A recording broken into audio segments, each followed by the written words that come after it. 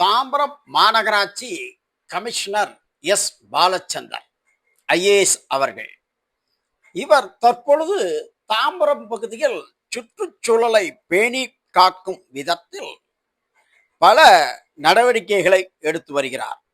இதனால் சுற்றுச்சூழல் மாசுபடாமல் சுகாதார கேடு வராமல் இருக்கும் என்பது அதன் நோக்கம்.